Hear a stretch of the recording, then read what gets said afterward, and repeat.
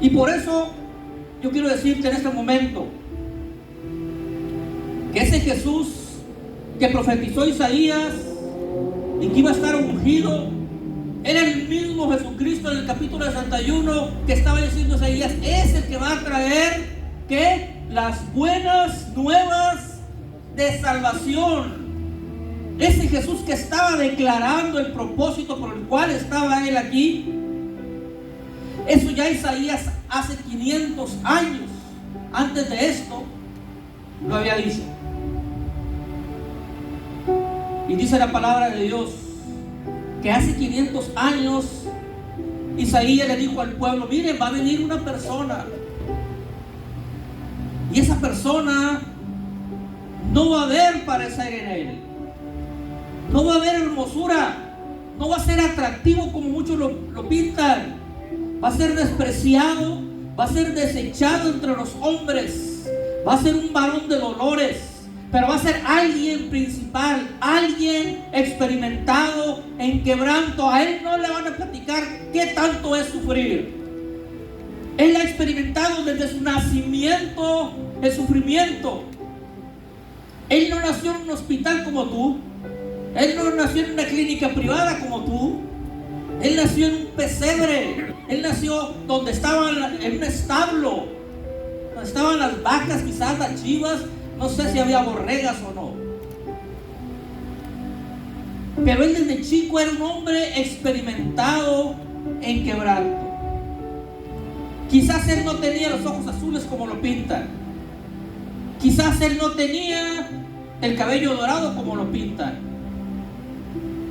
Quizás él no tenía atractivo. Dice Isaías que no iba a haber atractivo en él, que se iba a confundir entre la gente. Imagínate nada más. Si tú observas cuando el pueblo eligió a Saúl, cuando Samuel eligió a Saúl, él se distinguía entre la gente, él sobresalía de los demás. Pero la palabra de Dios dice que el Rey de Reyes y Señor de Señores no iba a tener hermosura, no iba a ser atractivo, iba a ser despreciado, iba a ser desechado entre los hombres, iba a ser un varón de dolores. A él podías verlo caminar y no ibas a percibir que era el maestro. De hecho, muchas de las personas, cuando querían atraparlo, de repente andaba entre la bola, entre los discípulos, entre las multitudes, y Jesucristo decía: ¿a quién buscan? ¿Por qué les decía a quién buscan? Porque no sabían realmente quién era uno y quién era otro.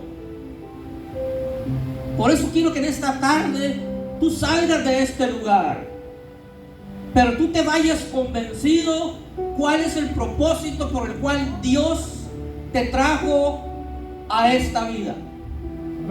¿Cuál es el propósito principal por el cual tú estás aquí? Yo estoy aquí, yo puedo pintar y pintar, yo creo que pinto bien. Yo puedo hacer muebles y creo que los hago bien. Pero ese no es el propósito por el cual fui creado, por el cual fui llamado y por el cual fui escogido. El propósito principal por el cual Dios me llamó es para que lleve el mensaje de la reconciliación, el mensaje del arrepentimiento, el mensaje del regalo de Dios, que es la vida eterna. Por eso en esta tarde yo quiero darte 4 puntos principales por los cuales tú debes salir de este lugar convencido por qué Dios te tiene aquí en la tierra.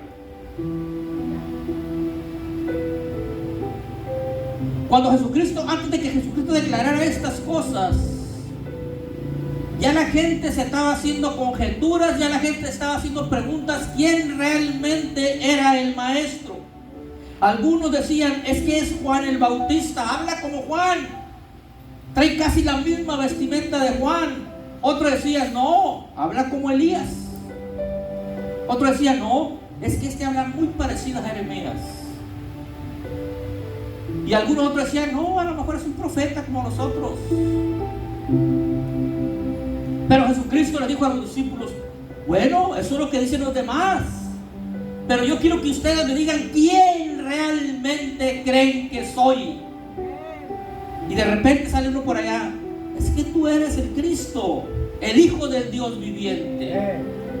Y le dijo Jesús: bien, muy bien, Pedro, pero por lo que veo, nomás lo dices porque el Espíritu te lo declaró, no por otra cosa. Pedro sabía que era el Cristo, el Hijo del Dios viviente. Pedro sabía que era el hombre que hacía milagros. Se gozaba viendo los milagros Pedro. Pero Pedro sabía que era hijo de un carpintero. Pedro sabía que era hijo de José. Pedro sabía que era hijo de María. Pedro sabía del barrio que había nacido Jesucristo. Por eso es que todavía no estaba convencido ni del propósito por el cual Jesús estaba con ellos, ni del propósito por el cual Jesús llamó a Pedro y le dijo: yo quiero que tú seas un pescador, pero quiero que seas un pescador de almas, no un pescador de peces. Cuando vas a pescar no sacas nada, ni para comer saca, le dijo. Por eso, hermanos, es importante que nosotros estemos bien convencidos de lo que Dios tiene para nosotros. Y el primer punto que tú tienes que tener para saber el propósito por el cual Dios te llamó, mire, el grupo que tocó ahorita, no crea que es el grupo original.